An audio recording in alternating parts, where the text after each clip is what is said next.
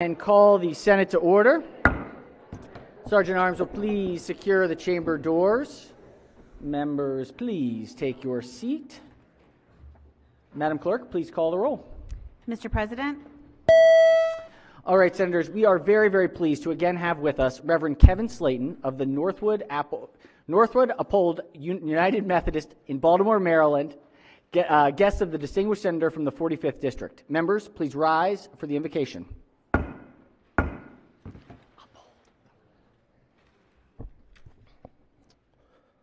O God, we come as imperfect beings, and so we bow in recognition that you are the only one that can perfect our union, that you are the only one that can see us beyond our individual districts and differences. Only you can see beneath our exterior and look directly into our hearts. But I'm concerned in this. This is why I'm calling on you this morning, because while we might be able to train a man's mind, I'm not so sure that we can train his heart. But you are the one who presides over our encounters with democracy. And so I ask that you would lend an ear to our prayer this morning, because you are the one who administers justice to both the righteous and unrighteous. Swing down, sweet chariot, and let freedom ride in and throughout the halls of this assembly. Though we come from different ethnic, racial, demographic, and socioeconomic backgrounds, still we come with a faith and hope that justice will find a safe haven in the halls of this General Assembly. My prayer is that you might strangle our impotent thoughts of insufficiency and remind us that we all stand just one breath from judgment, and that our deeds have implications far beyond this moment in time. Separate our unconscious bias from the conscious bias and contributions of lobbied interest. Center our acts in the best interests of those with the greatest need. Now we pray that you would bless this entire assembly, bless each person with the convictions of their souls, and we anchor these prayerful thoughts grounded in the awe of creation and a mystery that tells us there is more to us than what we see, that there is more that binds us than separates us. So we each pray as we've been taught to in our own respective faith traditions. Amen. Thank you.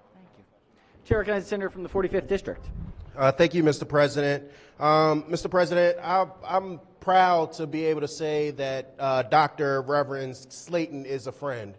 But more importantly, colleagues, before I even learned about community work, he was one of the people that was doing the community work. So not only do I look at him as a friend, but I also look at him as a mentor. The work that he does with our young people, so I can remember when he worked for city schools, making sure that folks was going to school. From that standpoint, I watched how he's transitioned over to local government, state government, and currently at this moment. But Mr. President, I would say that he's also joined by his better half. His better half is one of the fiercest leaders, not just in the city of Baltimore, but across the state of Maryland. She's one of our principals in the 45th District, and I'm so proud of her because she reminds me each and every day, when you come to our kids, make sure you come correct. And she does that each and every day. So thank you both, Mr. and Mrs. Slayton, for the work that you all do. If we can journalize the prayer, Mr. President. Without objection, most certainly we will journalize the Reverend's wonderful remarks this morning and thank him. And it is also his birthday today, so we wish him a very happy birthday for joining us. It's a special opportunity, so we're very thankful to him and to his wife, a power couple changing the world. So thank you both. Thank you. All right. Has everyone recorded their presence in the chamber? If so, the clerk will take the call. With 47 members in the chamber and a quorum being present, the Senate of Maryland is now in session. We have a resolution today. Do we have a resolution? Yes, Senator from the capital city. Do we have the guests available? Yes. Thank you very much, Mr. President. Today, I share with the good senator from District 33 a very sincere congratulations to Southern High School's Unified Bocce and Unified Tennis teams. Both the Unified Bocce team competed against 75 other unified teams across Maryland and were crowned state champions. The Unified Tennis team competed against 175 other teams across Maryland and were named state champions. For folks who may not know, Unified Sports provides the means in which we can bring together students with and without disabilities in a fulfilling, inclusive experience. Unified teams are composed of a proportional number of students with intellectual disabilities, with other types of disabilities, and without disabilities who train and compete together on the same team. The Southern High's unified bocce and tennis teams are competitive varsity level sports, and these teams are an inclusive environment and are respected throughout the school, impacting the entire culture of Southern High School, and if I can say also all of Southern Anne Arundel County. The whole school engagement positively impacts the school's climate, including all students, teachers, and staff administrators. Mr. President, we're incredibly proud of this group, and I ask that the two resolutions be read across the desk. All right, the clerk will read both resolutions. Southern High School, be it hereby known to all, the Senate of Maryland offers its sincerest congratulations to Southern High School unified bocce and tennis teams in recognition of winning the 2022 championship. We applaud your outstanding season and wish you many more. Congratulations. The entire membership extends its best wishes on this memorable occasion and directs this resolution be presented on this 28th day of March, 2023. The clerk will call the roll. Mr. President? Has everyone recorded their vote? If so, the clerk will take the call. To the young men and women of the Southern High School Unified Bocce and Tennis teams of the who have won the 2022 championship, the entire Senate of Maryland congratulates you and thanks you and just wishes you the best moving forward. Congratulations.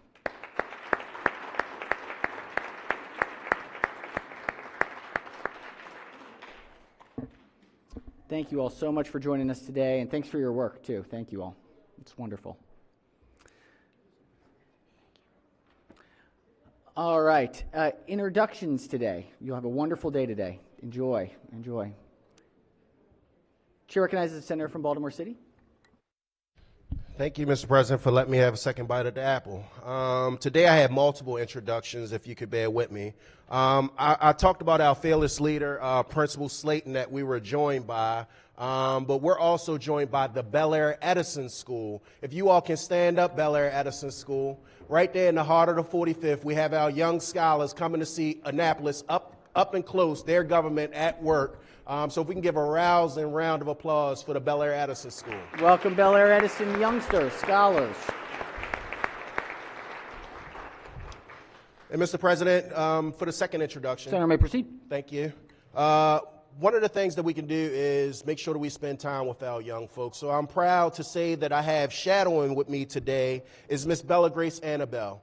I was able to meet Bella Grace through the Dream Big contest that was held at the Lyric last year, where it was a number of our young scholars that exhibited such great work from that standpoint.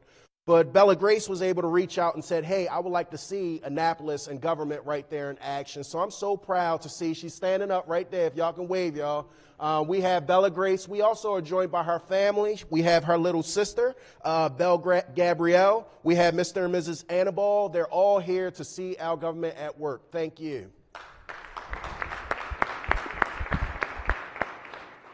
All right, thank you, Senator, and welcome. Yes, Chair recognizes the senator from Montgomery County. Thank you so much, Mr. President.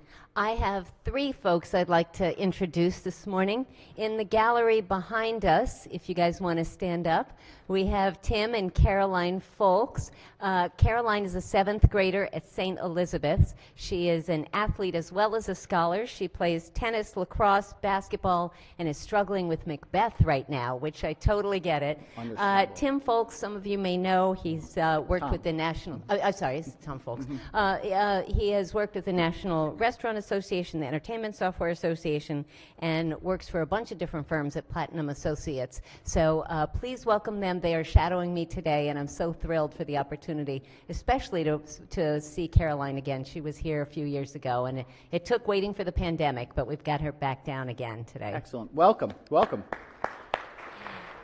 And then my Legacy Fellow. You all know that Legacy Fellows generally stay with us for 90 days, and I have been so blessed not only to have had her last year for 90 days, but throughout the interim and through this whole session. And Susan Burkett is just such a gem and such an asset to our office. Her background is math and nonprofits. She worked for Montgomery Hospice for 10 years and worked on poverty policy, and in our office she has just done so many things. So please welcome and join me in thanking wonderful Susan Burkett.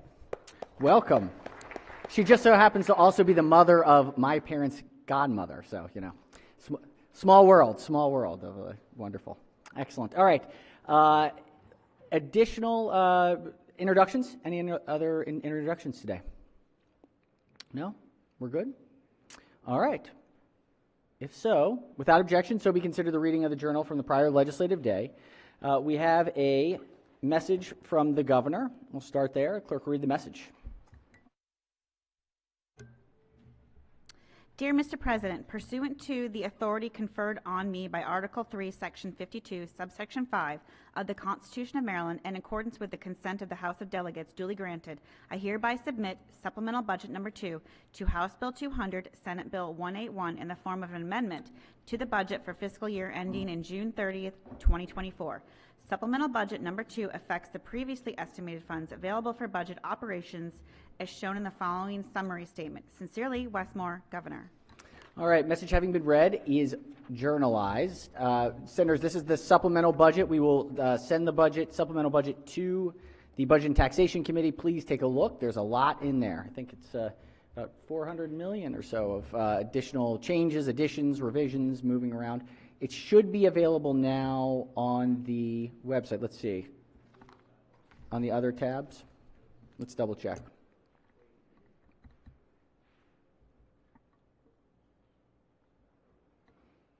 On the other business tab. See it? Some folks seeing it. Hold on.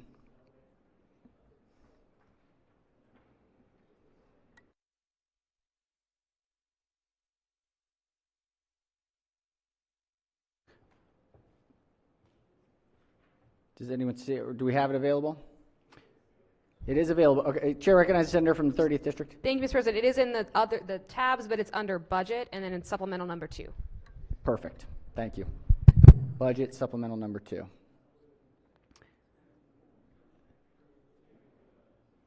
Yeah. Well, let me see. Well, we'll kind of do some of our. Make sure we have it.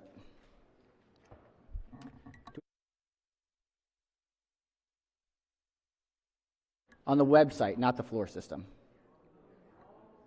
Website, not the floor system. All right. Let's go to laid over bills. This is calendar number 30. Clerk will read the bill. Senate Bill 87, Senator Heddleman, Office of the Attorney General, Correctional Ombudsman. Question is on the adoption of the 6 committee amendments and the favorable report. All right.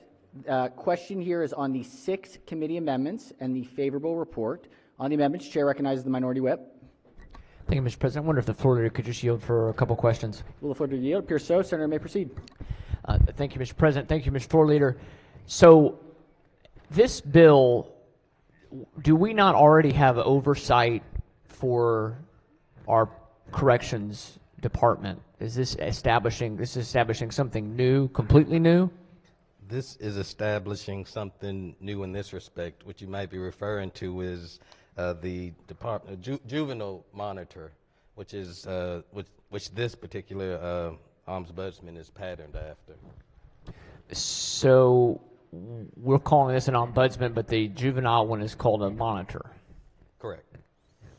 I like monitor better. I think it's a little less, so the way the juvenile justice monitor works, and correct me if I'm wrong, is they are appointed by the Attorney General and they're subject to Senate confirmation? Is that correct? They're not subject to Senate confirmation. Is this position subject to Senate confirmation? No.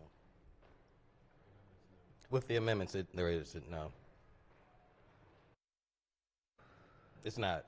Okay. Well, can I ask the rationale for why this is a 5-year appointment? So one man or woman gets to appoint, as Attorney General, gets to appoint someone to sit as the ombudsman for 5 years? You know, this past Sunday, I was sitting in my church pew, and we talked about how everybody needs an advocate. And in my church, Jesus is my advocate. So people who are incarcerated, Mine too. At times they need an advocate, and that's all that this person is an advocate. So the goal is it's the advocate for the folks who are in the prison, or it's an advocate for the taxpayers to be sure that the jail's being run correctly, or both? You know, I look at it from the perspective that this is also a person who is someone to help us with oversight over what's happening in our system. Many times you hear stories, but this is somebody who's going to be on the ground to see and make certain that people who are incarcerated are being treated in the way that that the government would want them being treated. Are there some standards laid out? Is the ombudsman's job to make sure that the way they're being treated is following all the standards that are already laid out in our laws and regulations? All right. So on bill page 8, section 6-704, it lays out what the unit's responsibility is.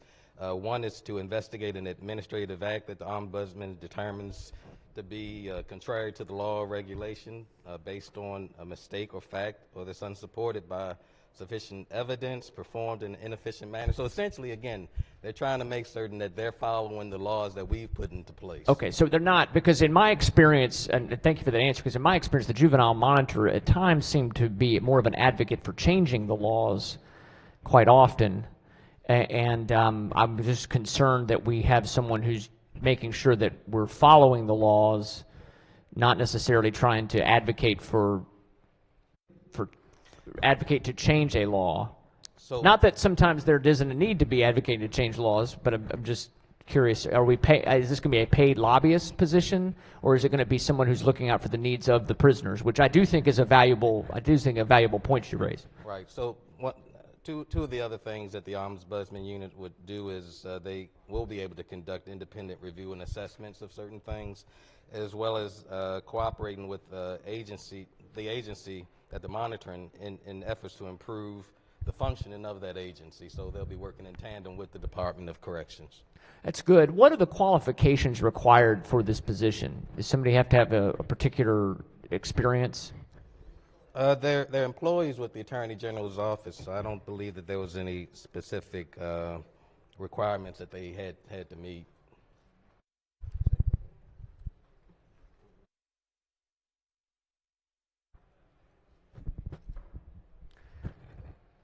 All right, with the amendments, there are none. Okay, so what we have is an ombudsman position that's been created in the Attorney General's office, appointed solely by the Attorney General for a 5-year term, which extends past any term of any of us here. They are not subject to Senate appointment, and they don't really have to have any qualifications other than the Attorney General, whoever that person may or may not be at any given time. It's not specifically to the current Attorney General, any Attorney General, whoever he or she would believe is just a good fit.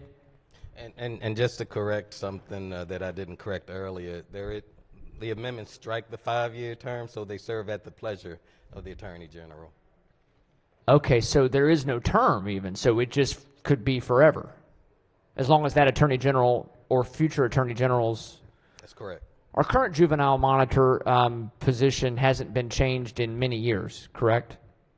Not since I've been in office. Yeah. So and against nothing against the person personally. I just mean in general, it has not. There's been the same person in that position for since I've been here. Right, it's been Mr. Morone. Same correct? with me. The same with me. Okay. Yeah. So, and this is the fiscal note dealt with in the amendments, or is it going to be $500,000 a year? It's going to be the same. $500,000 a year, basically additional cost. Right. Did the committee explore the idea of perhaps in the existing vacant pens that are already in the Attorney General's office, using that funding to have this ombudsman be out of that current funding? I believe there's several vacant pens. I don't remember that conversation. I know that's a B&T, maybe a B&T question more so than. Remember that you know. conversation. Okay. Mr. President, I laid this bill over yesterday, and I did not prepare an amendment because I did not realize that the Senate confirmation was not still in there. I misread it. I'd love to special order it for enough time to order an amendment because I do believe this person should be subject to Senate confirmation, but I understand I used my layover yesterday, so I would ask if we could try to special order it. I would say till tomorrow. I understand it's a Senate bill. Yeah, I mean, we could, if the amendment has been ordered. Has it been ordered? Not yet. In all honesty, it has not been ordered. Um, It was Monday night last night when we did this. Right. Well, let's do, so the center is moved to special order to the end of the day today. I can see if I can get it by And then. see where we are. Mr. President, I was just going to, we have a set of amendments that are pending, and I wonder if we could adopt those amendments first and then happy to accommodate the senator's request. We have to have something before us, right? Correct. So if we adopt the report, right now we have the amendments before us. We have the committee amendments before us. Mr. President, could I ask a question? Let me withdraw my motion for a moment and say, does one of the amendments, and I'm not looking at it right this minute, does one of the amendments strike the Senate confirmation or those, that's not? No. Okay. So then, Mr. President, I don't have an objection to, the chairman adopting the amendments, and then I can ask for the special order and we can talk about it then. All right, so so the question would be on the amendments, which we would adopt, and we would have the favorable report before us, and we would special order at the period of the adoption of the favorable report. Everyone, all right, so let's dispose of the amendments first. Any discussion on the amendments? Any further discussion? If not, any objections to the 6 amendments, the committee amendments? Without objection, the 6 committee amendments are adopted. Senator has moved to special order the bill to the appropriate time at the end of the calendar as we wait for additional amendments. Chair recognizes the Senator from Baltimore County. Thank you very much, Mr. President. I have an amendment. All right, so we don't have the report yet. Let's do this. We'll special order it to the appropriate time at the end of the day today. We have that amendment that we can take up, and then we'll ask to see if we can rush an amendment. We have a fair amount of work, so we should be here for a bit. We'll see if the amendments office can help us out on this one. Are there any objections to that?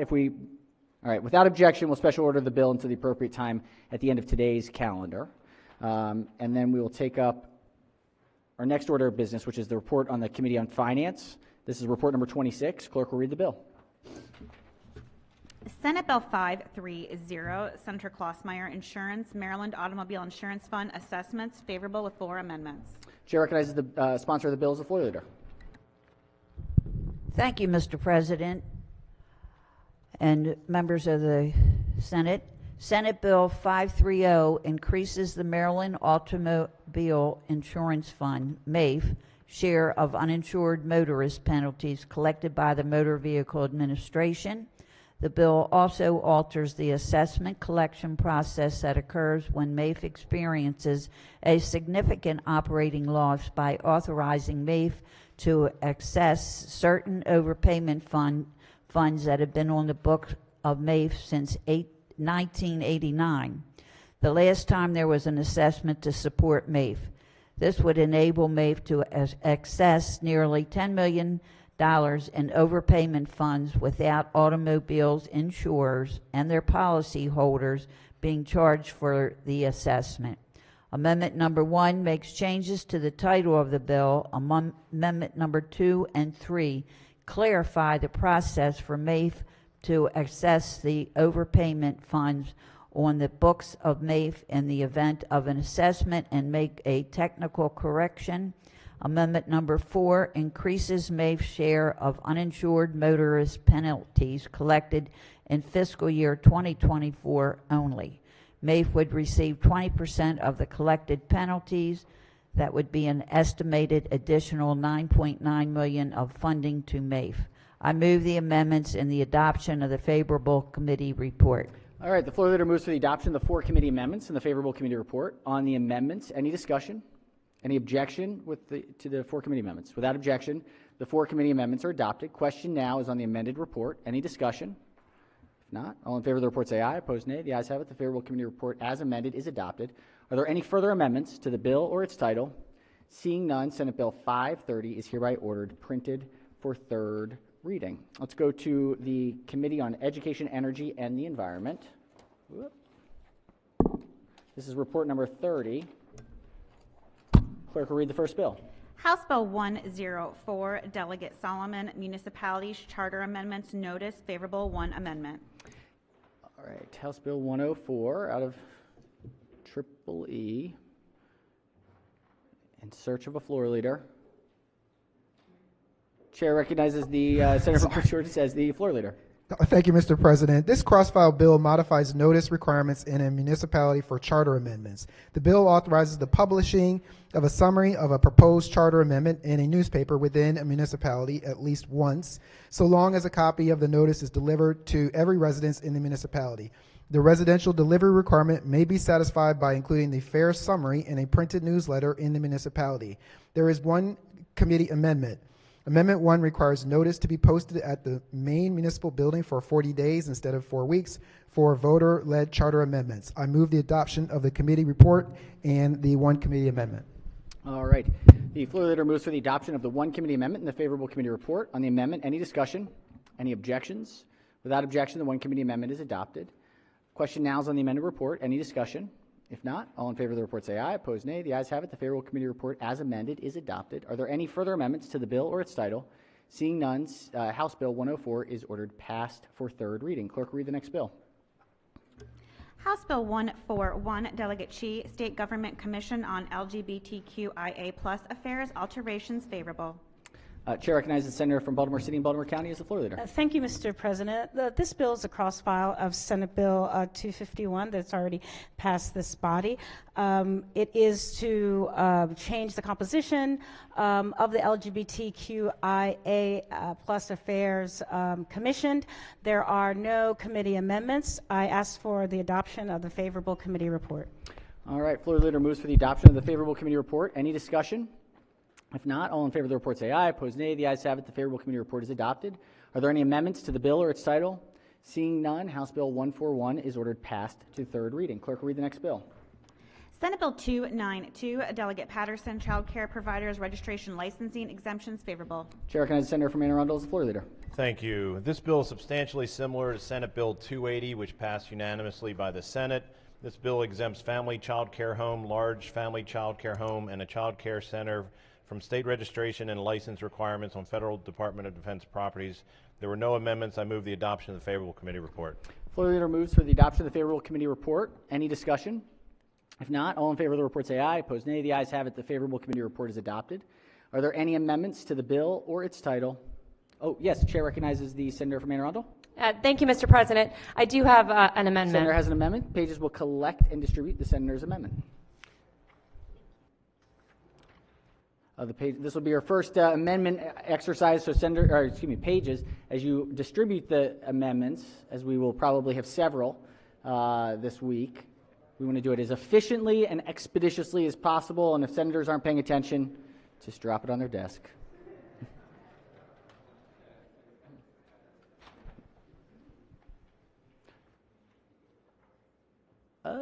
One moment.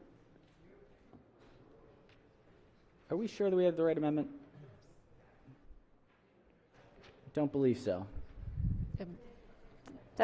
Oh no, on the board.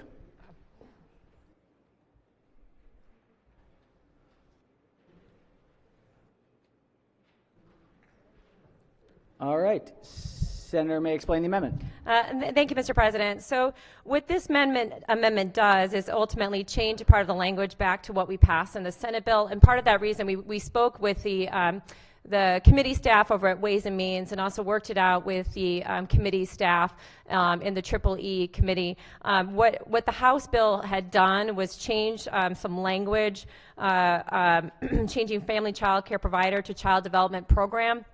And that was based on their understanding of the Department of Defense regulations and the need to change that. And so, however, in speaking with the Department of Defense, Defense State Liaison Office, as well as the respective committee staff, we made the determination that it actually needs to go back to what we had originally and revert it back to family child care provider. So I would move the amendment. All right, Senator moves the amendment. Let's hear from the floor leader. Yes, and thank the Senator for sharing the amendment with the committee. We consider it a friendly amendment. All right. Any objections to the Senator's amendment? Without objection, the amendment is adopted. Any further amendments to the bill or its title? Seeing none, House Bill 292 is hereby ordered passed to third reading. Clerk will read the next bill. House Bill 477, Delegate Kelly, Public Senior Higher Education Institutions Reproductive Health Services Plans Requirements, favorable. Is this going to break our system again? Right. Yes, Chair recognizes the Chair of the Committee. Yes, this presents a highly unusual situation where the House sponsor happens to be sitting here in the Senate, which is, I don't recall that happening anytime recently. But that said, House Bill 477 is a cross-file Senate Bill 341, where we had a bill we had an extensive debate here, discussion on the floor that passed the chamber earlier this session. Just refresh everybody's memory. The bill requires certain public senior higher education institutions in consultation with students to develop and implement a reproductive health service plan as specified to provide at the institution or to refer students to a comprehensive range of reproductive health services. Plans must be developed by August 1, 2024 and updated annually. In lieu of developing a plan, the University of Maryland, Baltimore must provide students with access to over-the-counter contraception through an on-campus retail establishment or vending machines. The Maryland Department of Health, on request, must provide assistance to a public senior higher education institution in developing that reproductive health service plan. Mr. President, the only difference between this bill in front of us and the one that passed previously, the House took out access to transportation. There were some issues that caused some concern there that we share, and thus that's the only difference between this piece of legislation and Senate Bill 341. And with that, Mr. President, I'd move the adoption of the favorable committee report. There are no amendments. All right, the floor leader moves for the adoption of the favorable committee report. Any discussion on the report? If not, all in favor of the report say aye. Opposed, nay. The ayes have it. The favorable committee report is adopted. Are there any amendments to the bill or its title? Seeing none, House Bill 477 is hereby ordered passed to third reading. Clerk will read the next bill. House Bill 546, the Speaker, Serving Every Region Through Vocational Exploration Act of 2023, favorable with 3 amendments. Chair recognizes the Senator from Baltimore City and County as the floor leader. Thank you, Mr. President. As drafted, HB 546 was the Senate crossfile of the administration bill, Senate Bill 551. The committee received HB 546 with a number of amendments. One, the posture that we received it in repealed the Maryland Corps related to the statutory establishment of the department. It also failed to establish a mandated appropriation for the existing programs. The Senate, as amended, this committee amended the bill to conform to Senate Bill 555. Amendment number 1 makes a technical change to the bill's title. Amendment number 2 strikes the bill and substitutes the recodified establishment of the new Department of Services and Civic Innovation. It transfers the Maryland Corps program and other services related under the department. It alters the Maryland program to incorporate the governor's young adult year option pathway. Amendment number 3 provides for the terms of initial members of the advisory board, and it makes the bill an emergency bill. I move for the adoption of the 3 committee amendments and the favorable committee report. All right, floor leader moves for the adoption of the 3 committee amendments and the favorable committee report. On the amendments, any discussion? Any objections? Without objection, the 3 committee amendments are adopted. Question now is on the amended report. Any discussion? If not, all in favor of the report say aye. Opposed, nay. The ayes have it. The favorable committee report as amended is adopted. Are there any further amendments to the bill or its title? Seeing none, House Bill 546 is hereby ordered passed for third reading. We've got same committee report number 31. Clerk will read the first bill. House Bill 32, Delegate Charkoutrian, Maryland Food System Resiliency Council, favorable with 2 amendments. Chair recognizes the Senator from Howard and Montgomery Counties as the floor leader. Thank you, Mr. President. Colleagues, House Bill 32 is the cross-file of Senate Bill 124, which passed the Senate unanimously. The bill establishes that the existing Maryland Food System Resiliency Council is in the Office of Resilience within the Maryland Department of Emergency Management. The bill also repeals the requirement that the elected co-chair of the council be one of the 5 Food Council organization representatives on the council and makes technical changes reflecting the recent establishment of the Department of Emergency Management as a principal department of the executive branch. There are 2 committee amendments. The first is technical, and the second strikes language altering the membership of the council. This amendment conforms the bill to its Senate cross-file. I move the adoption of the 2 committee amendments and the favorable committee report. All right, floor leader moves for the adoption of the 2 committee amendments and the favorable committee report. On the amendments, any discussion? Any objections? Without objection, the 2 committee amendments are adopted. Question now is on the amended report. Any discussion? If not, all in favor of the report say aye. Opposed, nay. The ayes have it. The favorable committee report as amended is adopted. Are there any further amendments to the bill or its title? Seeing none, House Bill 32 is hereby ordered passed for third reading. Clerk, read the next bill. House Bill 63, Delegate Charkoudian, Certified Local Farm and Fish Program Establishment, favorable with 1 amendment. Senator from District 9 is the floor leader. Thank you, Mr. President. Colleagues, House Bill 63 is the cross-file of Senate Bill 386, which passed the Senate unanimously. The bill renames the Certified Local Farm Enterprise Program to be the Certified Local Farm and Fish Program. It expands the program's purpose to include preferences for the purchase of food made from a specified invasive species. The bill also adds an annual reporting requirement. There is 1 committee amendment which corrects a technical error, and this change conforms the bill to its Senate cross-file. I move the adoption of the 1 committee amendment and the favorable committee report. All right, floor leader moves for the adoption of the 1 committee amendment and the favorable committee report. On the amendment, any discussion? Any objections? Without objection, the 1 committee amendment is adopted. Question now on the amended report. Any discussion? If not, all in favor of the report say aye. Opposed, nay. The ayes have it. The favorable committee report as amended is adopted. Are there any further amendments to the bill or its title? Seeing none, House Bill 63 is ordered passed to third reading. Clerk, read the next bill. House Bill 253, Delegate Shetty, Environment On-Farm Composting Facilities Permit Exemption, favorable with 2 amendments. Chair recognizes the senator from the 35th District as the floor leader. Thank you, Mr. President. House Bill 253 is a cross-file of Senate Bill 262, which was passed in the Senate unanimously. The bill requires the Maryland Department of Environment to establish an exemption by regulation from certain permitting requirements for an operator of an on-farm composting facility that uses 10,000 square feet or less for active food scrap composting under certain conditions. There are 2 committee amendments. First amendment is technical, and the second amendment alters the definition of active food scrap composting and specifies that new record-keeping requirements only apply to food scraps. The amendment also adds uncodified language, adding certain notice requirements and specifying that the bill does not affect rules or requirements for farms and composting facilities operating under current permit exceptions. These changes conform the bill to its Senate cross-file. I'd like to move for adoption of the 2 committee amendments and the favorable committee report. Floor leader moves for the adoption of the 2 committee amendments and the favorable committee report. On the amendments, any discussion? Any objections? Without objection, the 2 committee amendments are adopted. Question now is on the amended report. Any discussion? If not, all in favor of the report say aye. Opposed, nay. The ayes have it. The favorable committee report as amended is adopted. Are there any further amendments to the bill or its title? Seeing none, House Bill 253 is ordered passed for third reading. Clerk, read the next bill. House Bill 465, Delegate Otto, Natural Resources Recreational Crabbing Gear, Individuals under the age of 16 years, favorable. Chair recognizes senator from the 38th District as the floor leader. Thank you, Mr. President. House Bill 465, Recreational Crabbing Gear, Individuals under the age of 16, simply authorizes an individual younger than the age of 16 who is crabbing without a recreational crabbing license to use a collapsible trap, net ring, hand line, or dip net as described by the Department of Natural Resources in regulations. This bill is nearly identical to Senate Bill 102, which passed the Senate unanimously, but specifically includes recreational crabbing gear already authorized under regulation. The committee recommends approval of the House version of the bill. There are no committee amendments. The bill passed the House unanimously and also passed our committee, Senate Education, Energy, and Environment unanimously, and there's no fiscal impact. I move favorable adoption of HB 465.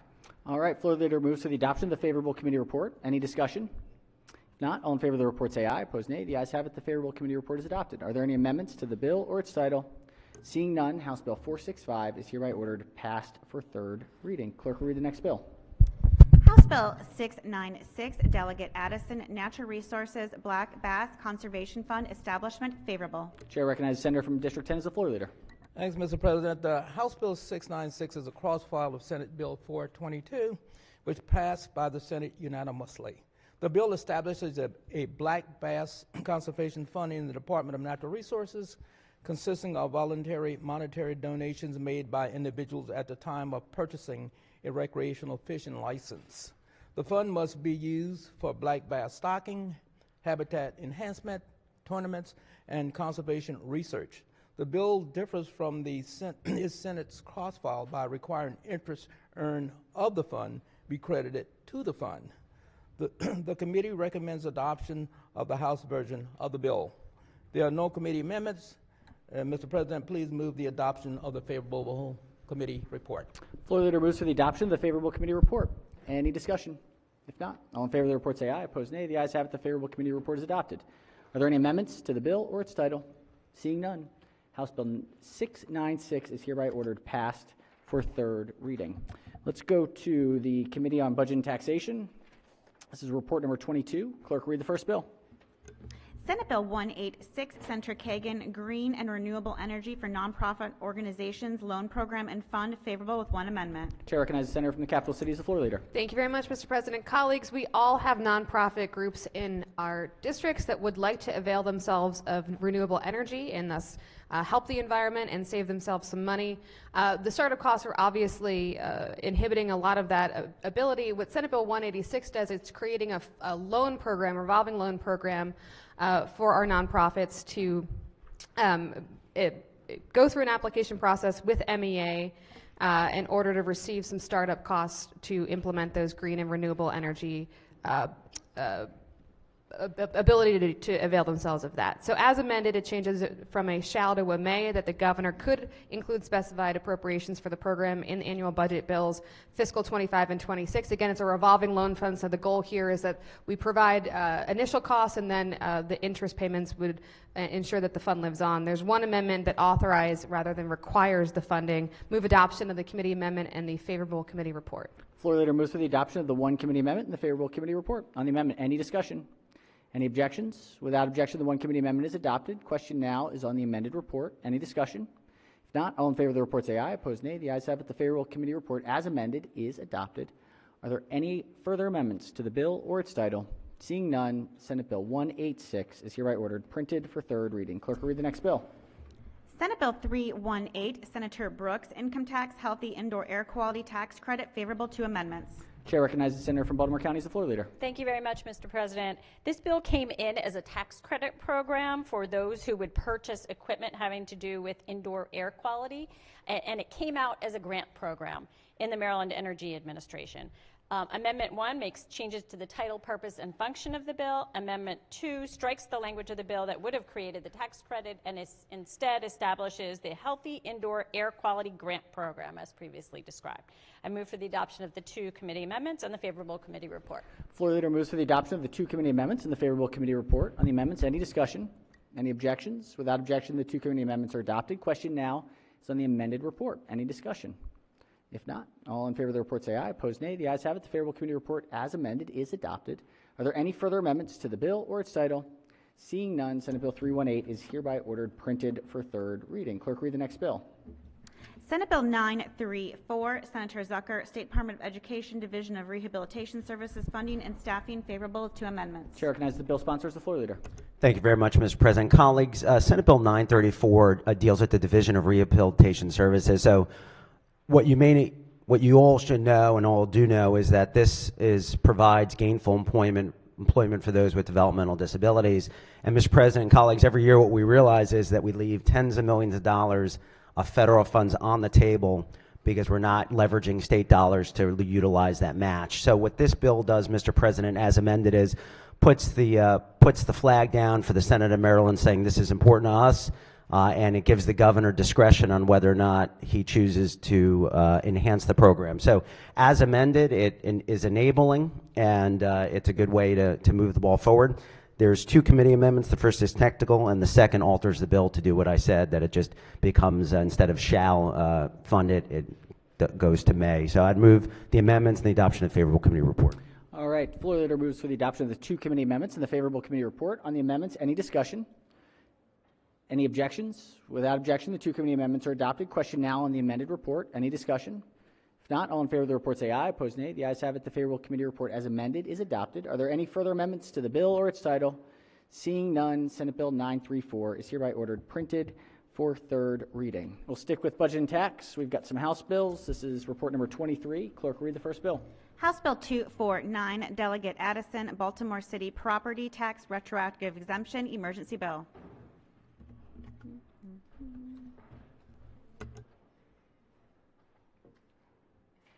Chair recognizes the senator from Baltimore City as the floor leader. Just in time, Mr. President. Mr. President, House Bill 249 is the cross-file of Senate Bill 41, which passed the Senate unanimously and authorizes a retroactive property tax exemption for certain properties. The difference in the House bill requires Baltimore City Department of Finance, Mr. President, Baltimore City Department of Finance, to submit a report, whereas the SB require SDET to submit the report. Move adoption of the favorable committee report, Mr. President. All right, the floor leader moves to the adoption of the favorable committee report. Any discussion? If not, all in favor of the report say aye. Opposed, nay. The ayes have it. The favorable committee report is adopted. Are there any amendments to the bill or its title? Seeing none, House Bill 249 is hereby ordered passed for third reading. Clerk, read the next bill. House Bill 471, Delegate Attar, Economic Development, Regional Institutions, Strategic Enterprise Zone Program Alterations and Financing, favorable with two amendments. Chair recognizes the senator from the 30th District as the floor leader. Thank you very much, Mr. President. Colleagues, this deals with our RISE zones, a program that we've had for over a decade but have been incredibly underutilized. As amended, House Bill 471 will be identical to Senate Bill 333, which passed the Senate unanimously. Reminder, the bill extends the termination date for those RISE zones by 2 years to January 2030 and extends the duration of a RISE zone designation from 5 to 10 years. The bill alters a related definition pertaining to MEDCO by explicitly including RISE zones and requires Commerce to study the effectiveness of the RISE zone program and report back to this body. There are two amendments. The first is technical, and the second removes the limitation on the number of RISE zones that may be approved in a jurisdiction. We have a number of jurisdictions that would like to avail themselves of this program, and we don't want to limit their participation. Mr. President, I move the two committee amendments and the adoption of the favorable committee report. Floor leader moves for the adoption of the two committee amendments and the favorable committee report. On the amendments, any discussion?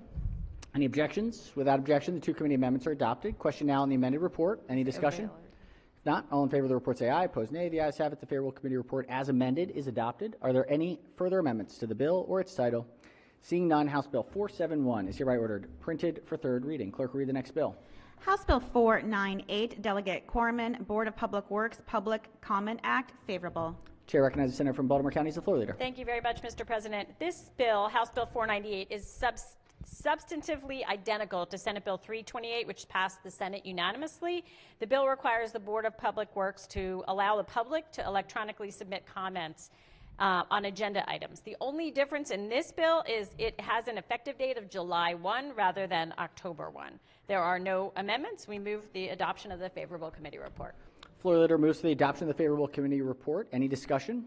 If not, all in favor of the report say aye. Opposed, nay. The ayes have it. The favorable committee report is adopted.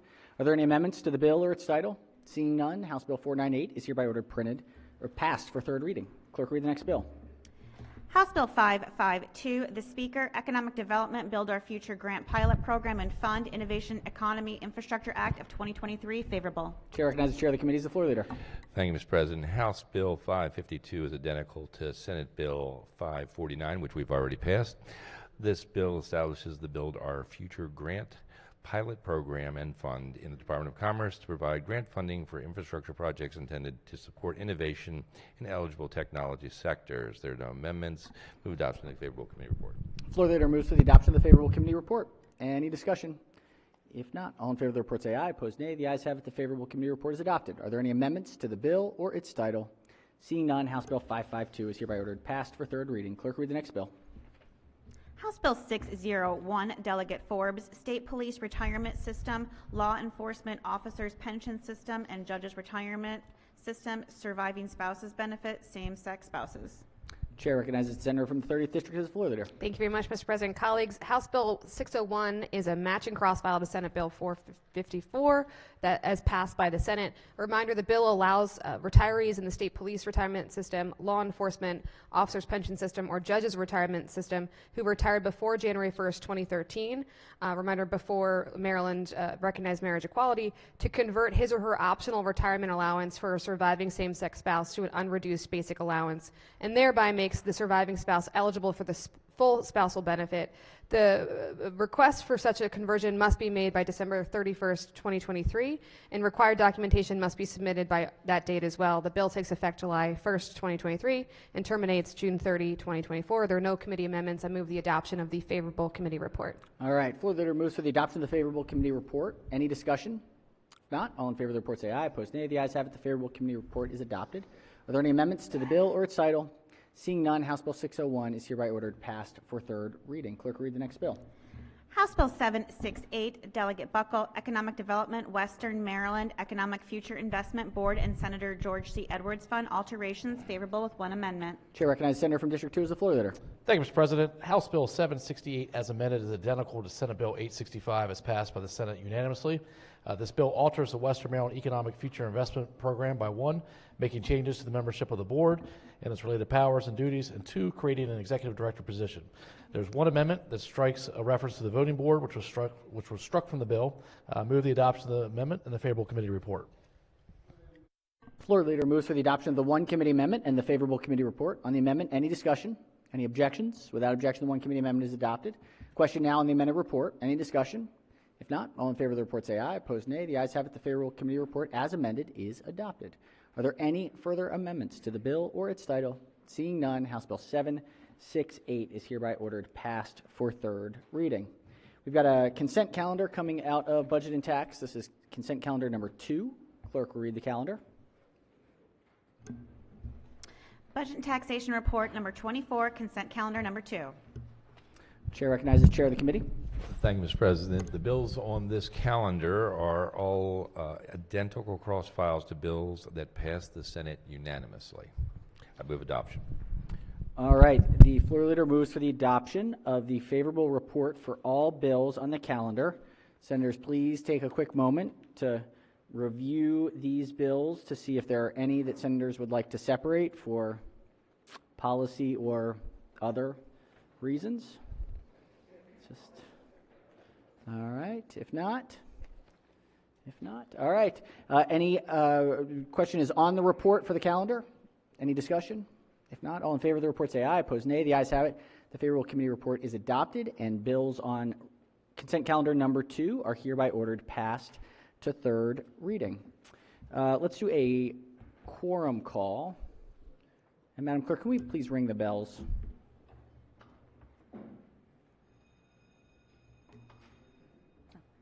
Mr. President? Has everyone recorded their presence?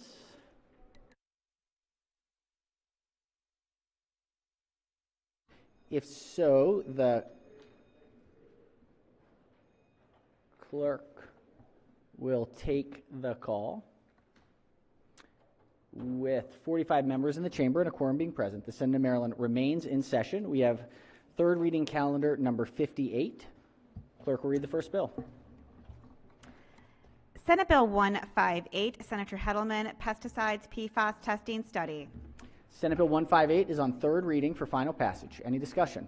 If not, clerk will call the roll. Mr. President? Has everyone recorded their vote? Anyone wish to change their vote, explain their vote? If not, the clerk will take the.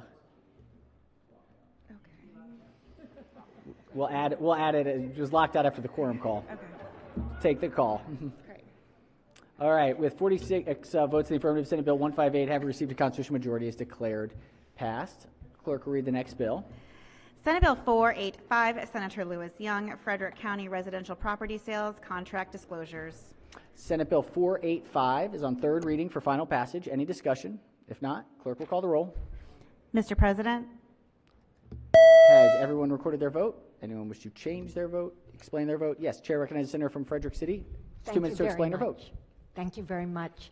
Sometimes we have some philosophical disagreements, but sometimes we come together to do what's best for our constituents, in particular when it comes to transparency, safety, health concerns, and we did the latter on this bill. And I would like to thank my colleague from District 4 for his leadership role in doing exactly that, doing what's best for our community. Thank you. Excellent. Very good. All right. Is everyone record? Any further senators wish to explain their vote? If not, the clerk will. Oh, yes, Chair recognizes the senator from District 4. I didn't know if it was appropriate to journalize those comments. Sorry, Mr. President. All right. The clerk will take the call. With 46 votes in the affirmative, having received a constitutional majority, Senate Bill 485 is deemed passed. Clerk, read the next bill. Senate Bill 770, Senator Carter, Baltimore City, holding over landlord restrictions and tenant remedies. Let's see. Senate Bill 770 is on third reading for final passage. Chair recognizes the senator from the 37th district on the bill. Thank you, President. I just had a quick question before we vote. Will the floor leader to the floor leader? To the floor Will the floor leader yield? Senator may proceed. Thanks, Mr. President. Yeah, just I saw there was some opposition from Maryland Multi-Housing Association, and I didn't get a chance to go through the bill. It was discussed offline with some colleagues, and there were some questions raised about the penalties created in the bill. Are there criminal penalties in this legislation? No, there's no criminal penalties created in the legislation. Under current law, there is a criminal option now for tenants that are being deprived of services or belongings. And so what this bill does is it makes it possible that a tenant doesn't have to go to the criminal system that already exists, and they can apply for injunctive relief, and that injunctive relief has to happen quickly as opposed to getting on a criminal docket. Yeah, I just wanted to verify that. Thank you. And in the opposition, where there was an amendment in committee, was the amendment? I can't contend that all of the opposition is now quelled, but I do know that there was work with that organization to come up with the existing amendments, and some things were stricken from the bill, and some protections for landlords were put into the bill to ensure that tenants didn't use this frivolously. Thank you. All right. Any further discussion? Yes, Chair recognizes the senator from Baltimore City. Thank you, Mr. President. The question for the floor leader. Will the floor leader yield? Senator may proceed. Yes, Mr. President. Thank you. I know that the courts, the one issue in reference to the 7 days after the tenant files the petition in reference to the amendments, was that worked out with the courts, part of it? Worked out with the courts? How you mean? Did they oppose the 7 days? So the initial bill didn't have the 7 days in it. The 7 days was added once there were some discussions, and those discussions primarily, frankly, took place in the House, and that's where the amendments came from. But the rationale for the 7 days was to ensure that tenants could avail themselves of the relief quickly, because injunctive relief is supposed to be immediate relief, and it's where there's no other remedy at law. And if you don't act quickly, irreparable harm could ensue. So that's the reason. But I don't, as I said, whether courts disagree or agree, I don't know. So I know that we had passed a version out of delegation. I know that some amendments was put forward, but I thought that we were going to get a position from the courts in reference to the 7 days. Was this taken up in committee, or was this taken up in delegation? We discussed the amendments in delegation, and we also took them in committee, but it was also a result of negotiations. It's my understanding on the current state of the bill, the judiciary has not weighed in yay or nay. I know that we had took it up, but we didn't have an official vote on the amendments in delegation, is what I'm saying, because we were going to wait to see what the court's position was on the 7. So I believe we took it up this past delegation meeting. I'm not under the same persuasion, which is why I'm standing up. Is it your desire to special order the bill? Or I'll try to get some answers. I mean, the truth is, I don't know whether the judiciary is in complete agreement with this or not. I was not part of the discussion around the amendments, but I do know that the amendments seem to make the bill tighter and help it achieve its intended purpose. Thank you, Madam Floor Leader. Mr. President, I would like to special order the bill just to get a clear idea in reference to the court's capacity for the 7 days that we're asking for this. And I'm under the persuasion that we discussed this in delegation, but there was no official vote in reference to the amendments that had came in. I thought that we had held the amendments at that time. All right, the Senator moved to special order. Are there any objections for a day? No. Without objection, I will special order the bill to the appropriate time tomorrow. Clerk, read the next bill.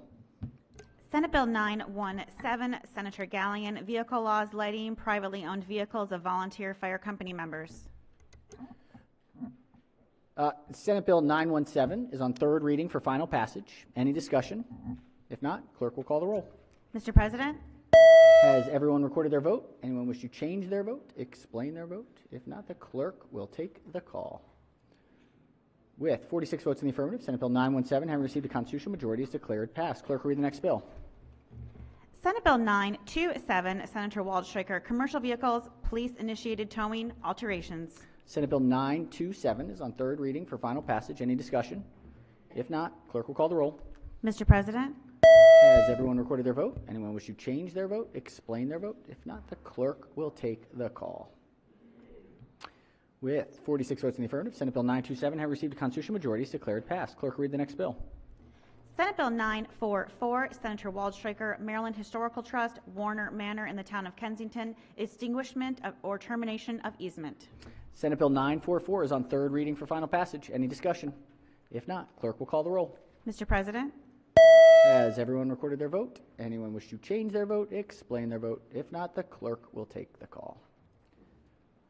With 46 votes in the affirmative, Senate Bill 944, having received a constitutional majority, is declared passed. All right, we have the special order. This is clerk will read the bill. Senate Bill 87, Senator Heddleman, Office of the Attorney General, Correctional Ombudsman. Question is in the adoption of the favorable report as amended. All right, the question now is on the favorable report. We were waiting on an amendment. Suspicion may be that the amendment may have a hard mountain to climb, but we do have some other amendments. Let's see. Let's do this. Chair recognizes the minority whip. Mr. President, if there are other amendments, we could entertain those and give it a few more minutes. I don't know. It's just one amendment I'm waiting for, so. Okay. It strikes the whole bill. No, I'm kidding. Fair enough.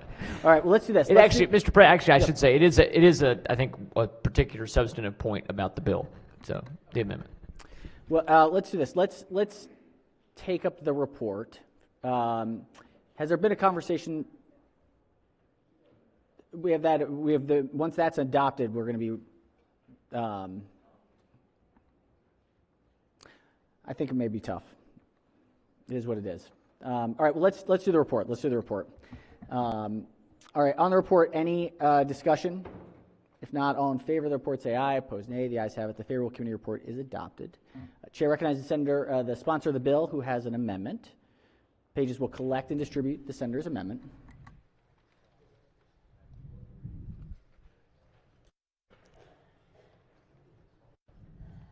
So, Mr. President, Oh, just give us one moment to get the oath. I'd like to talk a little bit about the context for the bill and then on the amendment, if that's okay. Senator may proceed. Thank you very much. So this bill came in, as you will see, very differently from how it came out of the committee, and I appreciate the committee's work on the bill. In the bill as it originally came in, it gave a lot more power to this ombudsman.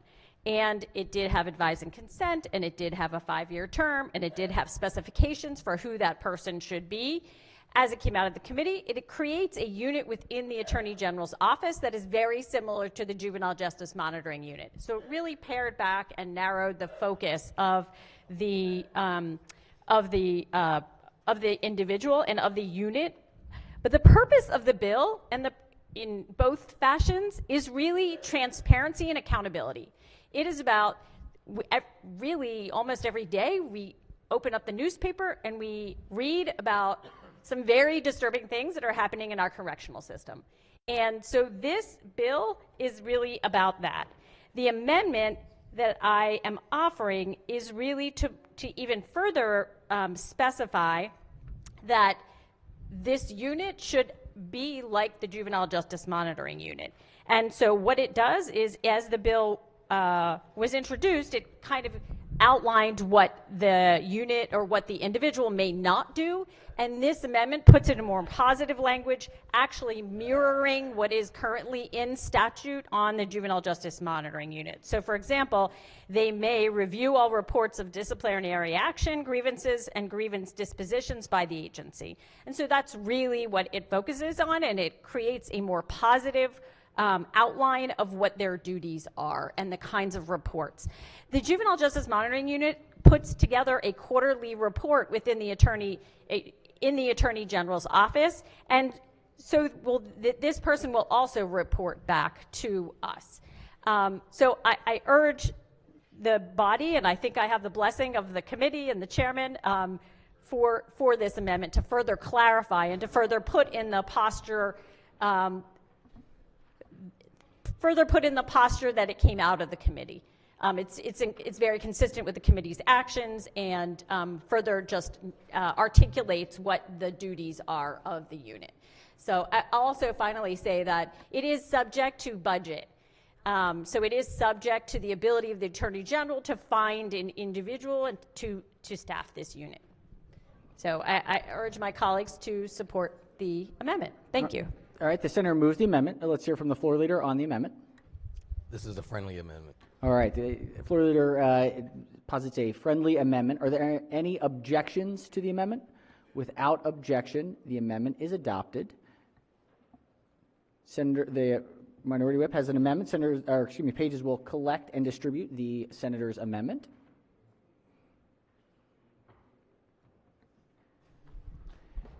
Just received it, Mr. President. So. All right, just one moment.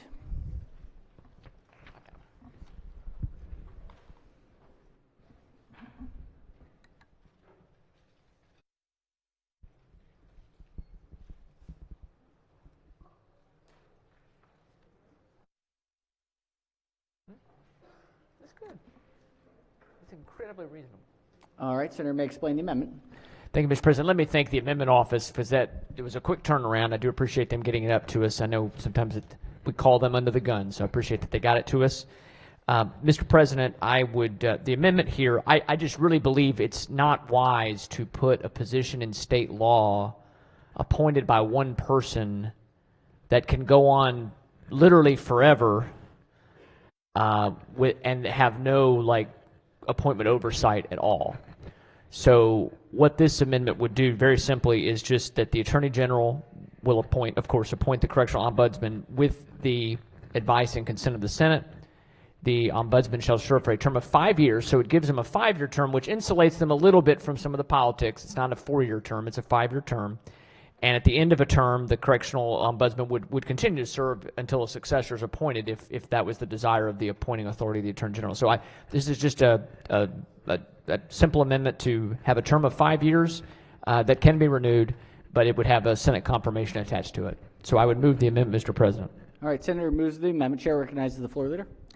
Is it possible just to ask the maker of the amendment a question, just so I understand his intent? I'd be happy to yield for a question. Senator, may proceed. Thank you very much. So just to be clear, this particular amendment, it's not seeking to put any type of a limit on this appointee. So although it says 5 years, we will get that. It will come back for confirmation. Could they then reapply and be appointed again? Yes, it's not a term limit. It's just a term of 5 years where they have to be reappointed. We're happy to accept this. All right. Thank you very much. Senator sees it as a friendly amendment. Are there any objections? Any objections? Without the chair of executive nominations has an objection. that's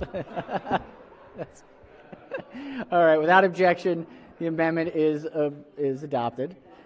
It was just the number. It's the number of advising consent. That's the challenge. All right. Amendment is adopted. Are there any further amendments to the bill or its title?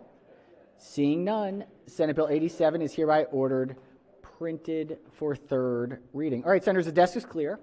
We're in a pretty decent spot here. Busy committee day today, lots of voting and all the things. Chair of Finance? Thank you, Mr. President. Senate Finance will meet at 1 p.m. in the committee room followed for bill hearings. We're going to have alcoholic beverage bills from the House, and then not alcohol, the beverage bills, and then we're going to have a voting session. Thank you, Mr. President. Thank you, Senator. All right. Yeah, right. Chair of Education, Energy, and Thank you, Mr. President. Education, Energy, and Environment will meet at 1 p.m. for bill hearings, followed immediately by a voting session. Thank you, Senator. Chair of Budget and Tax. Thank you, Mr. President. We will also meet at 1 for hearings, followed by voting. Thank you, Senator. Chair of Judicial Proceedings. Thank you, Mr. President. The Judicial Proceedings Committee will meet today at 1 o'clock for bill hearings, followed by a voting session. Thank you, Senator. Any further standing committees, select committees, joint committees? Senators, just a quick note today and for the rest of the time, because we're post-crossover, senators will be going across the street to testify for their own bills. Please, please, please, if you do not have a bill in the House, please make sure that you are in committee, because it's going to be tough to keep quorum with people going all over the place. So it's really, this is that important time for the next 2 weeks, that if you do not have a bill, if you're not testifying, please be in your committee so that there is a sufficient number of folks there to move forward. It's going to be hectic, crazy, but all the fun. Any further announcements? Yes, Chair recognizes the Senator from Baltimore County. Yes. Thank you, Mr. President. I just want to remind everyone tomorrow at 5 o'clock in my office, representatives from NCSL will be there to tell you about what they can offer to us and what they can do for us. And I would appreciate anybody stopping by, and I think you'll appreciate it as well. Thank you. Thank you, Senator, and thank you for being the ambassador for NCSL. They do some really, really great work, so please, if you can, stop by, please do. Chair recognizes the Senator from District 6. Thank you, Mr. President. Tomorrow we have our Bible study. It's in the Nail Room. We have it every Wednesday at 8 o'clock. But this Friday, we have our legislative breakfast.